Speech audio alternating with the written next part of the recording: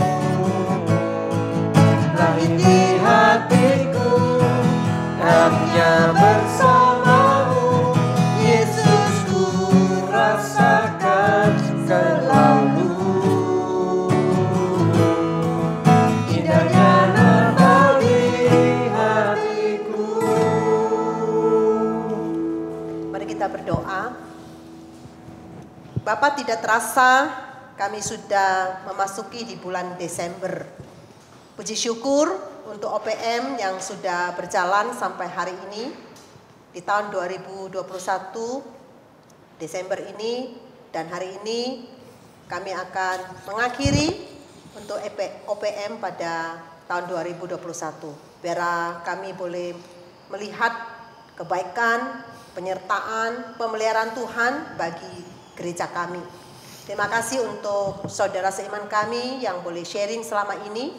Mereka boleh menceritakan kebaikan Tuhan, pertolongan Tuhan, dan anugerah yang Tuhan limpahkan bagi mereka dan membawa kami lebih dekat dengan Tuhan. Kami bersyukur dan menyerahkan untuk acara sharing dan doa pada malam hari ini dari awal sampai akhir ke dalam tangan Tuhan. Kiranya Engkau hadir di tengah-tengah kami, Engkau memimpin dalam acara pada malam hari ini. Dengar doa kami, di dalam nama Yesus kami berdoa. Amin. Bapak Ibu, yang lalu kita sudah mendengar sharing dari penginjil Obed Sudirman tentang bagaimana anugerah Tuhan dalam kehidupan dia bisa hidup sampai hari ini. Kali ini kita akan mendengar sharing dari seorang yang tidak asing bagi kita, mungkin jemaat yang lama pasti kenal, yang baru belum kenal kita akan mengenal lebih mendekat. Siapakah dia?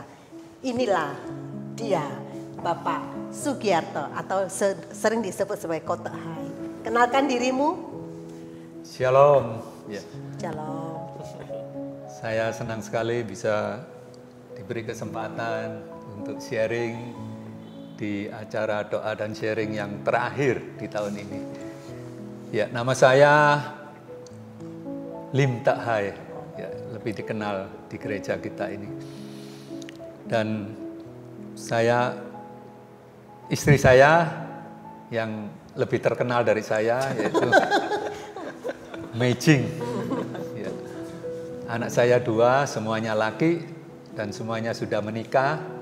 Tapi semuanya belum punya cucu. Anak. Jadi saya belum punya cucu, masih muda, belum jadi kakek. Kalau boleh tahu, Bapak Tek Hai atau Bapak Sugiarto ini awalnya melayani di Perkantas. Sampai sekarang kalau nggak salah ya. Kira-kira sebagai apa? Tahun berapa?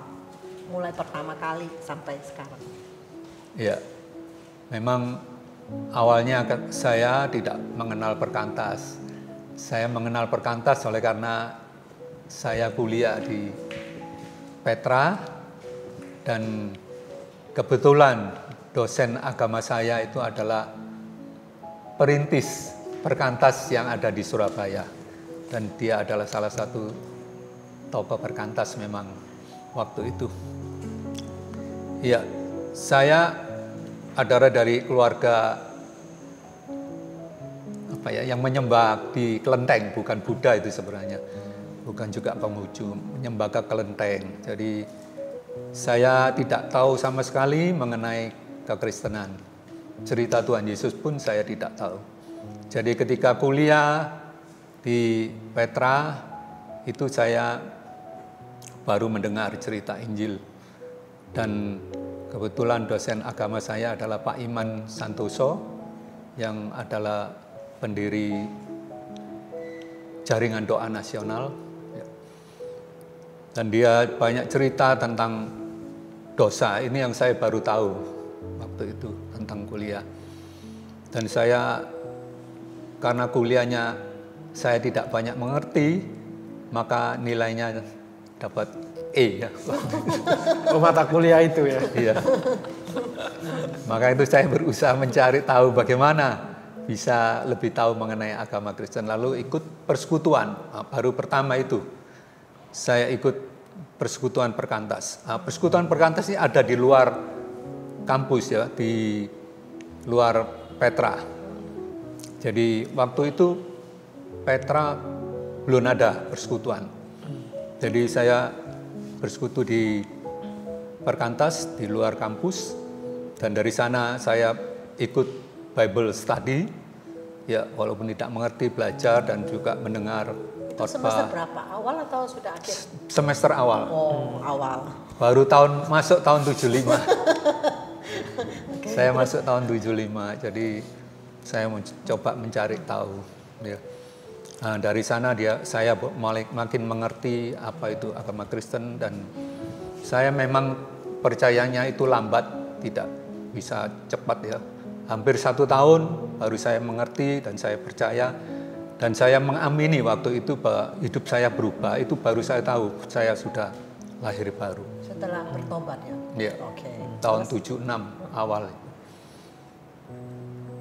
Dan mulai itu saya ikut, ya maksudnya dibimbing di dalam kelompok kecil KTB, jadi oleh senior saya dari Petra juga waktu itu yang menjadi senior saya.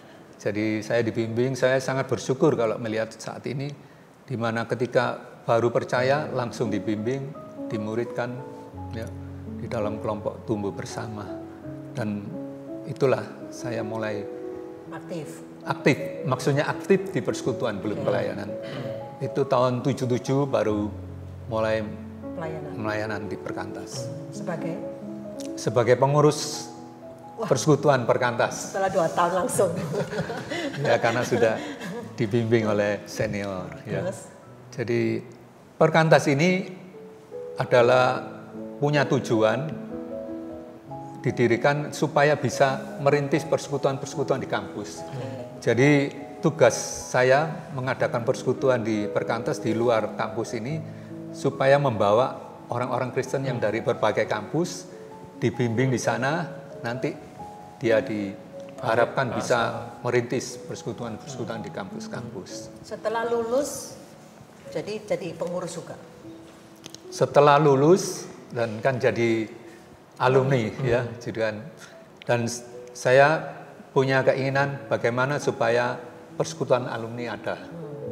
Jadi waktu itu belum ada di Surabaya yang didirikan oleh perkantas, yang mewadahi alumni-alumni dari perkantas.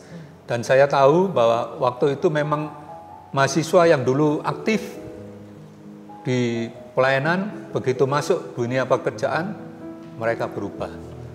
Banyak yang hilang ya. Jadi butuh wadah di mana para alumni ini yang dulu aktif bisa tetap menjaga imannya ya.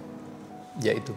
Maka didirikanlah alumni sampai hari ini. Tapi sekarang alumni tidak berupa persekutuan besar, tapi berupa kelompok-kelompok PA di wilayah-wilayah. Dan saya terlibat di kelompok PA itu, dan rumah saya menjadi salah satu tempat. Wow, untuk kumpul Iya. orang-orang. Waktu itu, sekarang pandemi sudah nggak bisa. Sebelum pandemi Iya. terakhir, oke. Kita harapkan supaya pandemi selesai tetap dipakai ya. Terus Margi itu setelah lulus pelayanan lagi kan, kalau nggak salah pelayanan sempat di Laguna, sempat di Palma, kemudian di terakhir Pos PI di, ya? jadi Di Elion. sebagai apa ya? Departemen misi kalau nggak salah. Ya, saya kan juga salah satu pengurus dari Departemen Misi. Dan kebetulan pembukaan pos-pos PI ini adalah wilayah dari Departemen Misi atau pekerjaan dari Departemen Misi. Dan itu mulai diadakan pembukaan pos-pos PI itu tahun 2005, 2004 kan. Ya. Kotanya Kita sebagai apa? Ya, sebagai salah satu anggota pengurus misi Oke. yang mau nggak mau terjun dalam pelayanan dengan tidak ada jabatan. Cuma hadir, ikut, mendorong supaya pelayanan PI ini, pos PI ini bisa berkembang. Terakhir Jadi kan di itu Puri. pada waktu awal di Laguna, terus tahun kemudian buka di Palma. Palma. Di Palma itu ya bersama Pak Sofyan waktu itu, Bu Naomi, dan tidak ada jemaat yang mendukung dari Elion ya, cuma Departemen Misi. Dan itu berkembang sampai berapa tahun di bawah misi, lalu diserahkan ke satelit. Begitu juga yang di Laguna diserahkan ke Prekolan. Ya.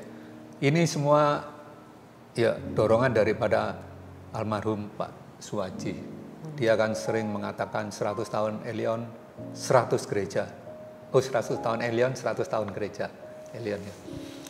Dan itu memang Pak Suwaji selalu mengepus untuk bagaimana ini bisa diarahkan ke sana ya, walaupun kita merasa tidak mungkin mencapai, tapi harapan untuk melakukan itu. Maka 2 tahun kemudian dirintis Pos PI Puri.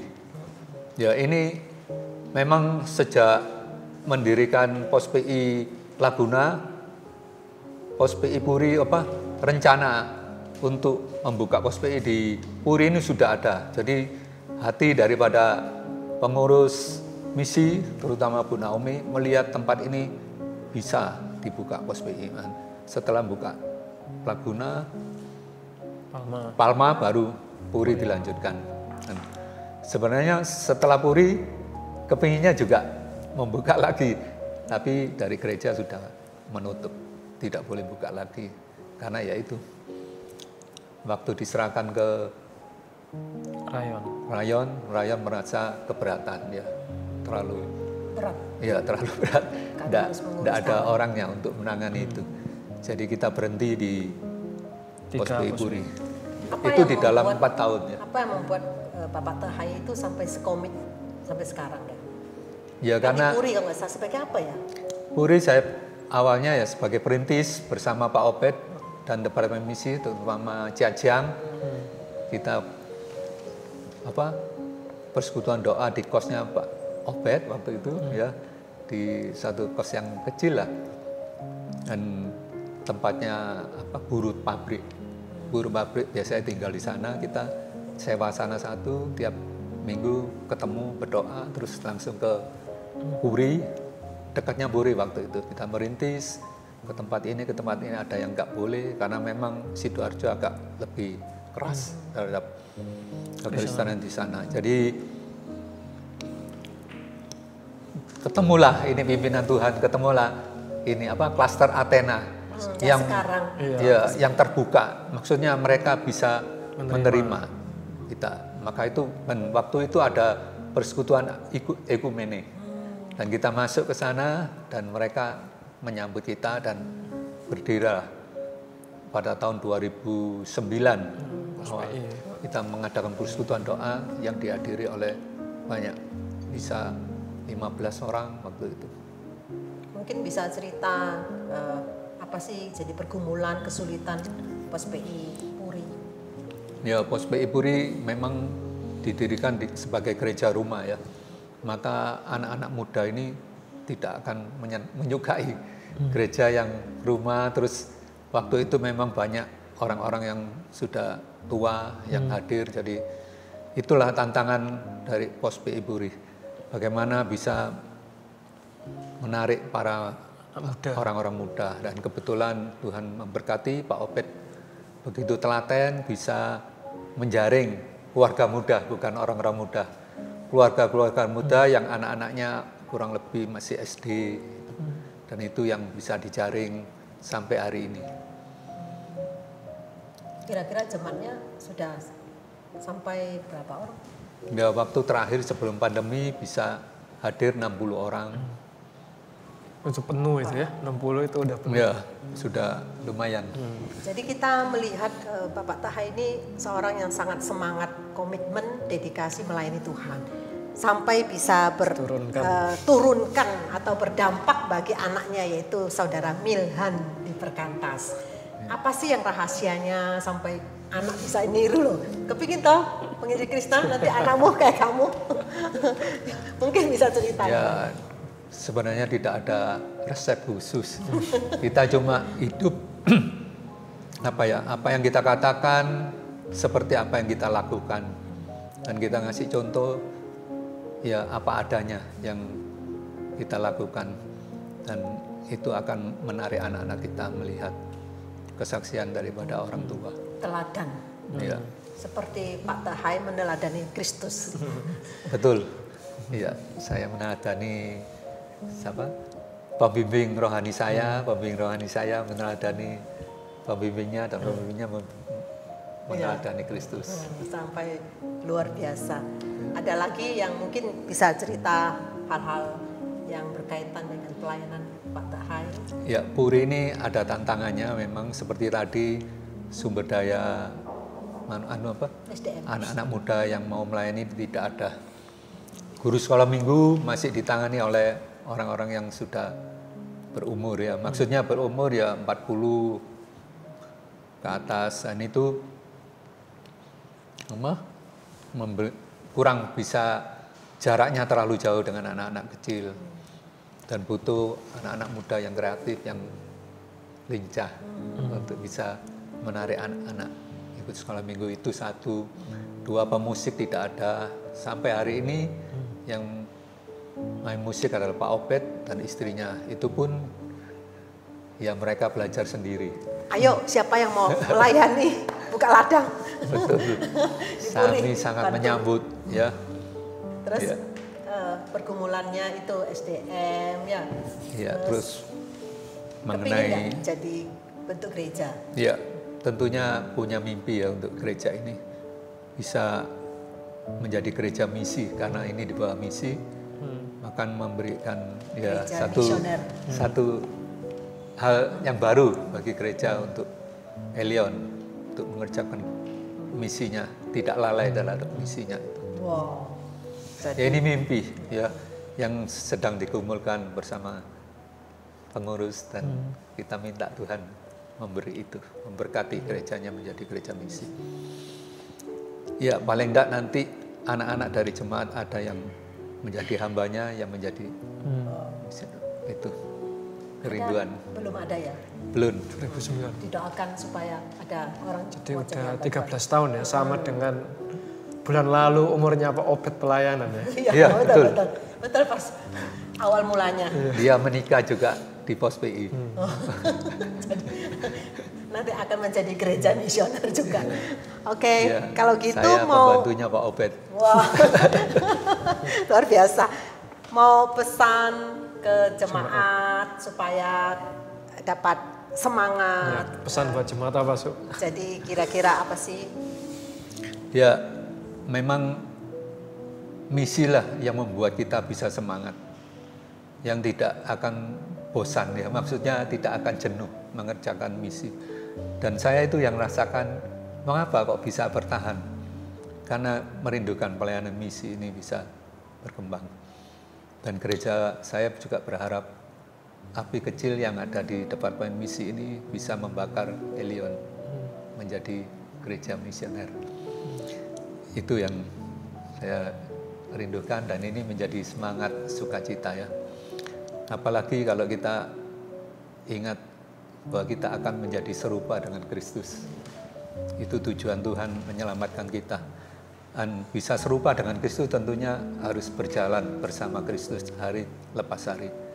Dan saya rasakan bahwa berjalan bersama Kristus hari lepas hari ya lebih indah daripada hari-hari kemarin ya. Betul. Apalagi melayani bukan untuk dilayani. Teladan Tuhan Yesus. Betul. Ya itulah yang membuat semangat terus untuk mengerjakan pelayanan. Terus Mau didoain apa, Su?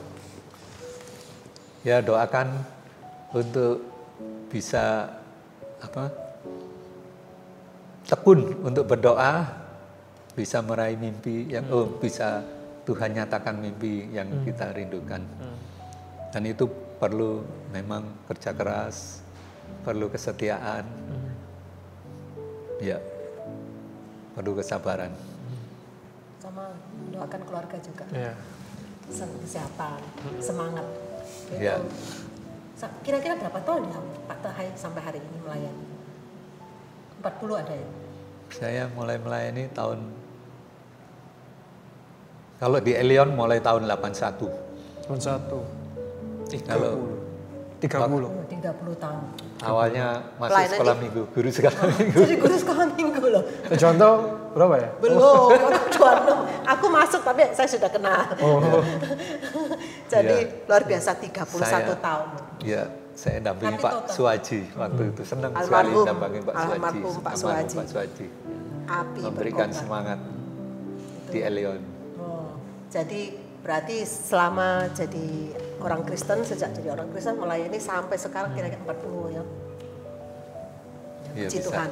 40. Jadi sangat luar biasa untuk sharingnya dari Bapak Tahai. Mari kita akan mendengar firman Tuhan. Iya.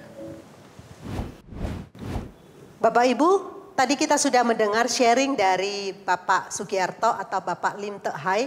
Sharing yang sangat bagus sekali bagaimana kesetiaan dia, komitmen dan juga pelayanan dia, di mana jiwa misi yang ada di dalam dirinya yang Tuhan berikan kepadanya.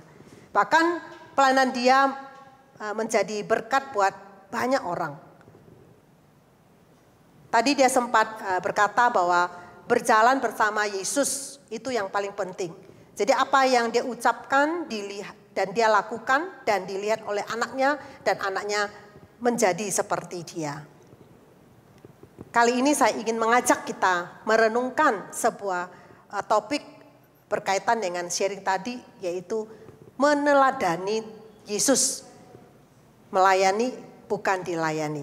Mari kita membuka firman Tuhan di dalam Markus pasal 10 ayat 45.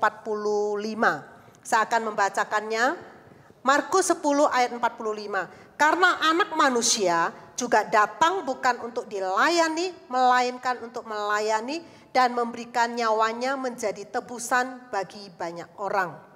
Saudara, kalau kita membaca perikop di Markus pasal 10 ayat 35 sampai 45, di situ konteks mengenai dua murid Yesus, yaitu Yakobus dan Yohanes anak Zebedius, datang kepada Yesus dengan satu permintaan supaya mereka bisa duduk di sebelah kanan atau kiri Tuhan Yesus. Mereka antara mengerti atau tidak mengerti tentang permintaan mereka kepada Yesus. Padahal perikop sebelumnya Tuhan Yesus berkata bahwa Tuhan Yesus akan pergi ke Yerusalem dan Tuhan Yesus akan disiksa, dianiaya dan mati di sana. Murid-murid khususnya Yakobus dan Yohanes, dia tidak mengerti apa yang dia katakan. Sehingga Tuhan Yesus berkata kepadanya bahwa apa yang engkau minta karena engkau tidak tahu. Tidak mungkin engkau bisa duduk di sebelah kanan atau kiri saya. Bagi dunia, memerintah itu adalah sangat penting. Padahal bagi Yesus itu bukan seperti itu. Tuhan Yesus berkata, kalau engkau mau menjadi terbesar, engkau harus menjadi pelayan. Jadi anak manusia datang bukan untuk dilayani, melainkan untuk melayani dan memberikan nyawanya menjadi tebusan bagi banyak orang. Nah, di sini Tuhan Yesus membicarakan dua hal. Yang pertama, bahwa Tuhan Yesus akan menjadi hamba, datang untuk melayani, bukan dilayani. Dan yang kedua, Kristus itu harus taat sampai mati dan demi kerajaannya dia menjadi tebusan bagi banyak orang. Bahkan di dalam Lukas pasal 22 ayat 27 dikatakan, sebab siapakah yang lebih besar, yang duduk makan atau yang melayani? Bukankah dia yang duduk makan? Tetapi aku ada di tengah-tengah kamu sebagai pelayan. Dalam Lukas pasal 22 ayat 27, ayat sebelumnya itu menceritakan percakapan murid-murid tentang siapa yang menjadi terbesar. Nah, Tuhan Yesus berkata untuk menjadi terbesar itu sebenarnya bukan bersama-sama, tetapi yang menjadi terbesar itu adalah menjadi pelayan. Saudara, seringkali kita mirip seperti murid-murid Yesus. Kita menginginkan posisi yang terbesar, diakui untuk duduk sebelah kanan kiri Tuhan Yesus, untuk mendapatkan posisi yang baik. Tetapi justru Tuhan Yesus itu menekankan bahwa yang terutama itu adalah melayani, bukan posisi. Yang Tuhan inginkan adalah menjadi seperti Dia, serupa dengan Dia, yaitu melayani dan memberikan nyawanya buat setiap kita. Melayani itu apa? Melayani dalam bahasa Inggris minister atau servant. Dalam bahasa Latin adalah minus atau less atau kurang. Melayani berarti memposisikan diri lebih rendah atau minus, lebih kurang dari yang dilayani. Nah, itu perlu satu kerendahan hati dan penyangkalan diri, tidak peduli apakah orang yang kita layani memberi keuntungan atau tidak memberikan keuntungan. Jadi perlu satu pengorbanan. Jadi maksudnya melayani itu bukan berarti sesuai kesenangan kita untuk mendapatkan sesuatu, tetapi justru mematikan dosa kita. Di mana dengan melayani berarti ada resiko yang harus kita tanggung, kita harus berkorban. Seperti Tuhan Yesus yang berkorban, mati buat setiap kita. Pelayanan seperti apa yang Tuhan maksudkan? Yaitu kita harus menjadi berkat, menjadi garam dan terang, melayani orang, dan tentunya bermisi.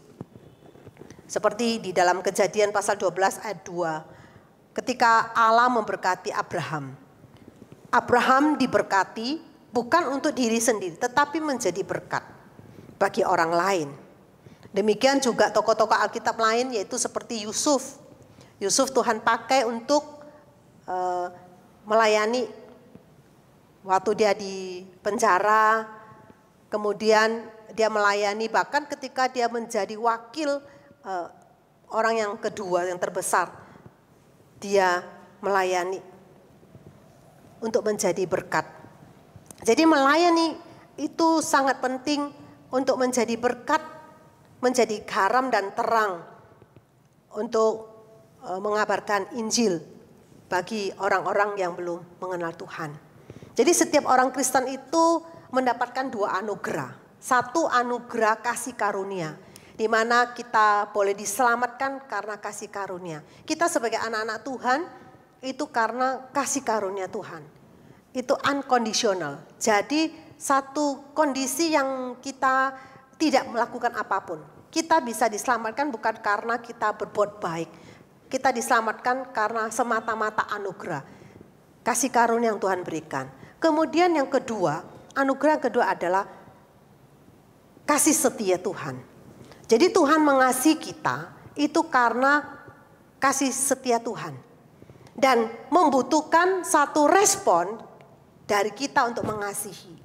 Jadi anugerah yang kondisional, yang kita harus meresponi. Karena Tuhan mengasihi kita sebagai orang yang sudah diselamatkan. Dan setiap kita yang sudah percaya kepada Tuhan, kita harus merespon untuk mengasihi Tuhan. Mengasihi Tuhan berarti kita mengambil bagian di dalam melayani. Melayani seperti Tuhan Yesus yang datang melayani. Pelayanan yang dilakukan Tuhan Yesus itu bukan pelayanan untuk kesenangan sendiri, tetapi satu pengorbanan yang Tuhan berikan. Jadi Tuhan inginkan supaya kita meneladani Dia, melayani seperti Tuhan melayani. Kita sebagai anak yang sudah diselamatkan, sebagai orang Kristen yang sudah ditebus oleh Kristus, itu wajib melayani. Sehingga Tuhan memberikan setiap kita karunia-karunia yang berbeda. Nah, karunia-karunia yang berbeda yang Tuhan berikan untuk kita melayani. Bahkan di dalam Yohanes pasal 13, Tuhan Yesus datang untuk mencuci kaki murid, membasuh kaki murid, dan Tuhan katakan, aku melakukan seperti ini, engkau sebagai murid juga melakukan seperti itu. Kemudian di bagian yang lain tentang perumpamaan bagaimana orang-orang yang bekerja di ladang, mereka bekerja pagi sampai malam, kemudian tuan kebun yang datang melihat pekerja-pekerja, dan pekerja-pekerja melayani pagi sampai malam. Apakah mereka capek? Mereka tidak ada mengeluh capek. Apakah mereka datang minta makan? Tidak. Mereka melakukan sebagai satu respon mengasihi akan tuannya. Demikian juga kita sebagai anak-anak Tuhan yang sudah diselamatkan. Kita mengasihi Tuhan, meresponi kasih Tuhan, kita harus melayani. Jadi melayani tidak ada keluh kesah, tidak ada merasa senang untuk diri sendiri. Tetapi yang Tuhan inginkan ada melayani, mengasihi seperti Tuhan yang sudah melayani kita. Satu teladan yang Tuhan berikan kepada kita di dalam kita, yaitu harus melayani.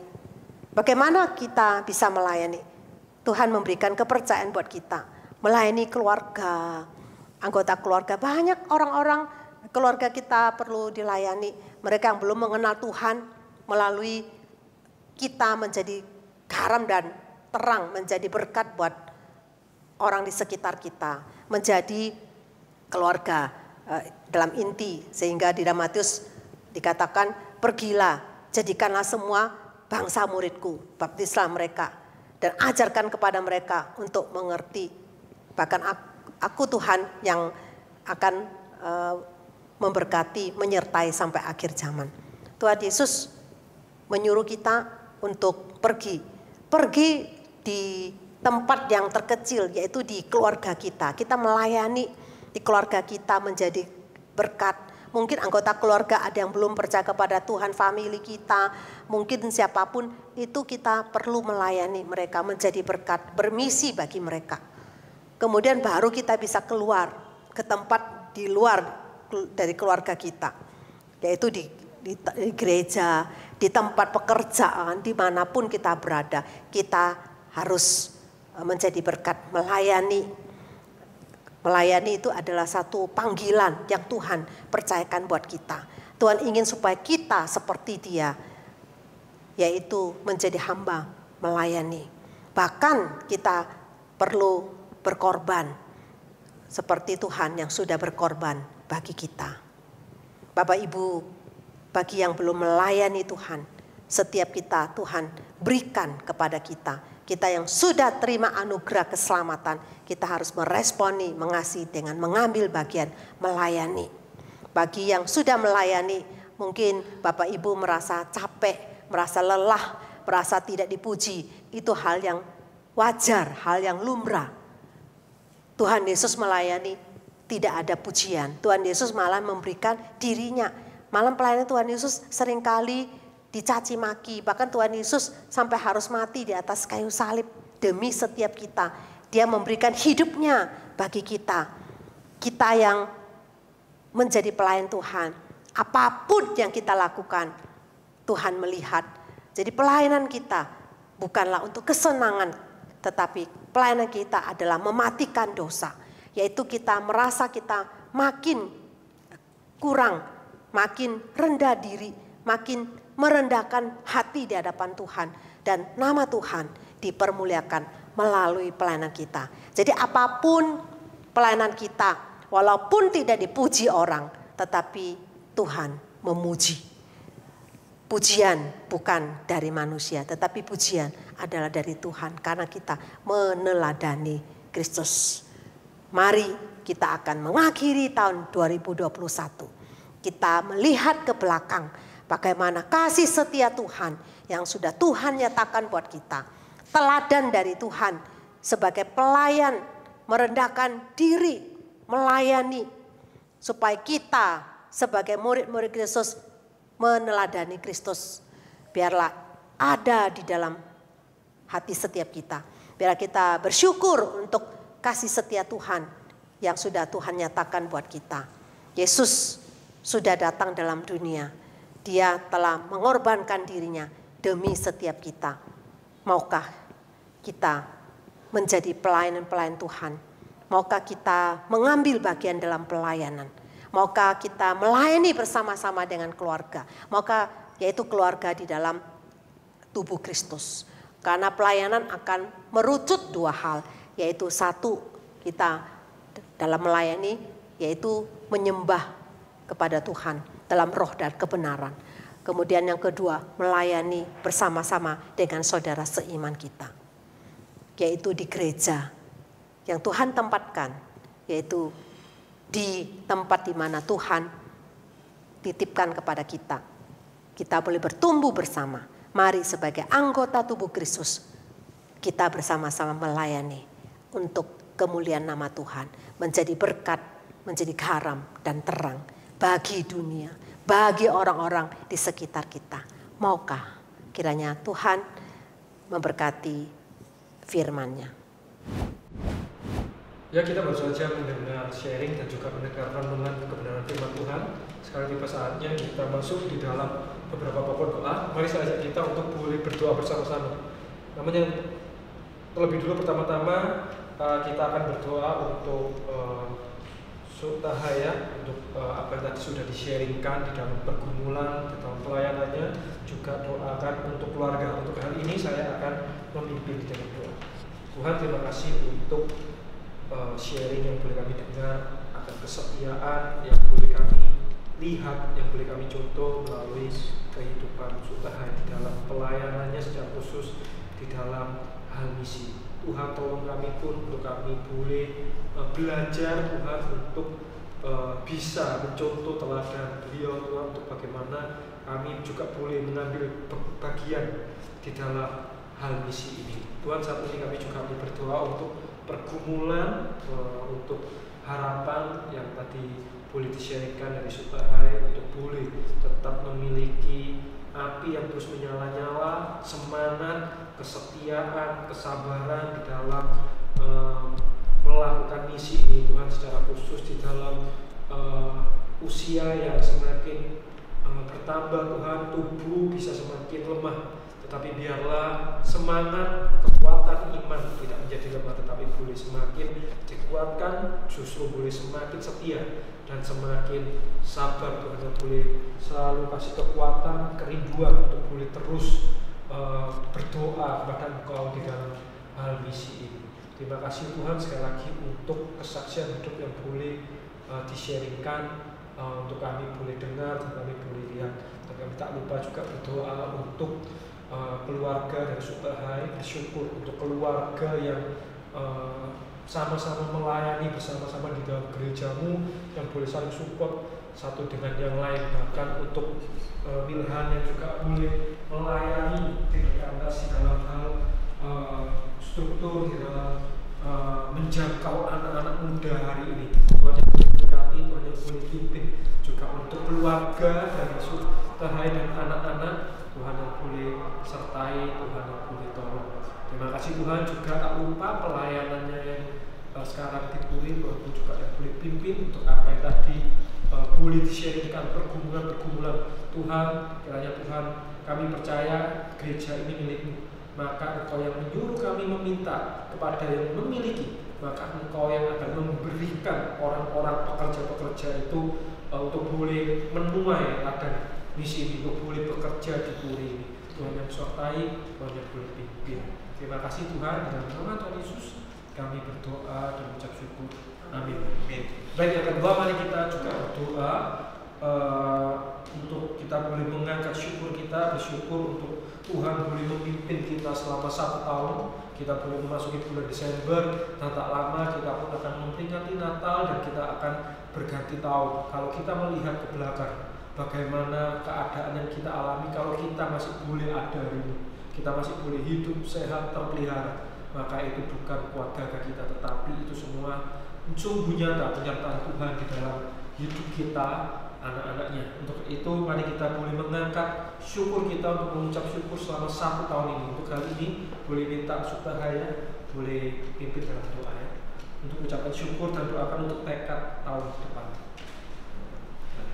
Untuk ucapan syukur karena Tuhan sudah memimpin 1 tahun ini hampir berlalu ya.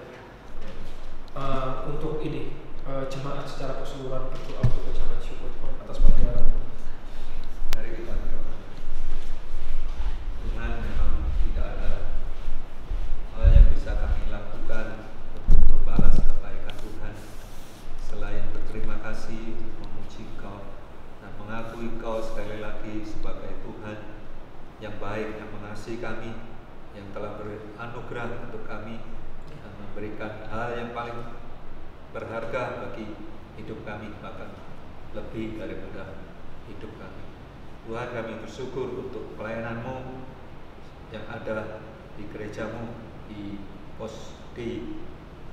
Royal Satelit ini. Kiranya Tuhan terus pakai pelayanan gereja-Mu ini, baik ibadah maupun pelayanan-pelayanan persekutuan yang lain, boleh membangkitkan iman bagi jemaat-Mu, boleh makin mengenal Engkau lebih dalam dan makin mengerti kehendak-Mu bagi kehidupan setiap jemaat-Mu, supaya mereka boleh berperan seperti apa yang Tuhan inginkan. Tuhan berkati ya Tuhan pelayanan gereja-Mu ini untuk bisa melihat pimpinan-Mu dan mengerjakan apa yang Tuhan mau. Terima kasih, kami berdoa demi nama-Mu Tuhan Yesus. Amin. Amin. Selanjutnya kita akan doakan untuk Christmas Carol yang akan diadakan tanggal 20 Desember nanti. Kita berdoa supaya melalui acara ini kita boleh menjadi berkat bagi jemaat yang mungkin usia lanjut, yang tidak bisa datang ke gereja yang sudah lama karena mungkin sakit. Kita berdoa supaya melalui Christmas Carol ini sungguh boleh menjadi penguatan. Setiap kami yang datang melayani sungguh boleh membawa sukacita. Untuk hal ini boleh minta Bejuanto doa untuk boleh memimpin dan doa. Bapak, kami menyerahkan untuk Christmas Carol tanggal 20 Desember yang akan datang.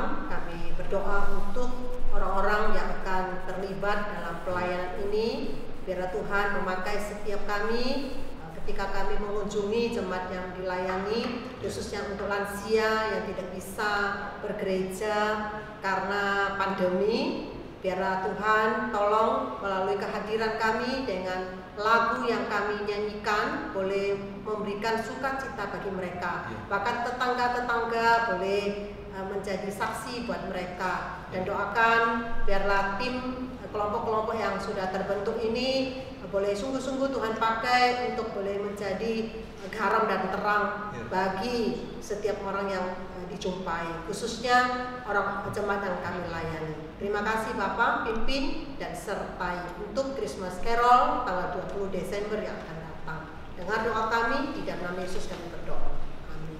Amin. Selanjutnya mari kita doakan untuk bersama-sama doakan untuk persiapan kebaktian Natal gabungan tanggal 24 Desember dan kebaktian Natal Rayon pada tanggal 25 Desember. Untuk hal ini saya akan pimpin sehingga kita boleh berdoa bersama-sama.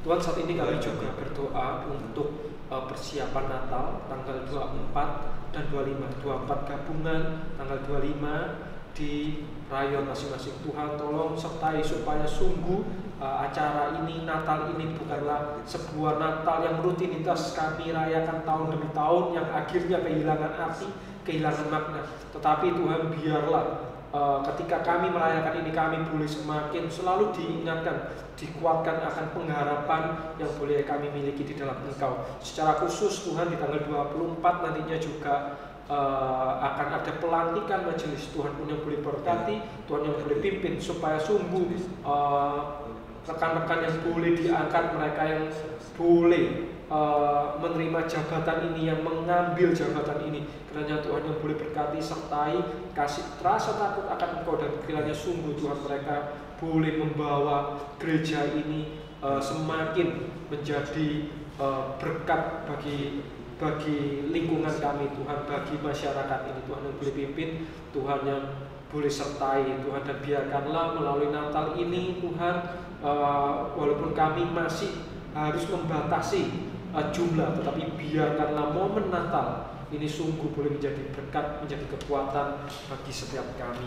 Terima kasih Tuhan, kami serahkan segala pokok doa kami ini Tuhan yang kami bawakan, dan kami juga mengucap syukur untuk penyertaan Tuhan kepada bangsa dan negara ini, secara khusus negara kami Tuhan. Kalau pandemi semakin lama boleh semakin membaik Tuhan, tetapi biarlah kami tidak juga ceroboh, tetapi biarlah kami tetap menjaga diri kami. Tapi kami sungguh bersyukur Kau boleh memulihkan keadaan ini. Terima kasih Tuhan, di dalam nama Tuhan Yesus kami berdoa dan mengucap syukur. Amin. Bapak Ibu, demikianlah acara sharing dan doa pada malam hari ini di tahun 2021. Kiranya Tuhan memberkati setiap kita bersama, tetap semangat dan maju bersama dengan Tuhan. Dah.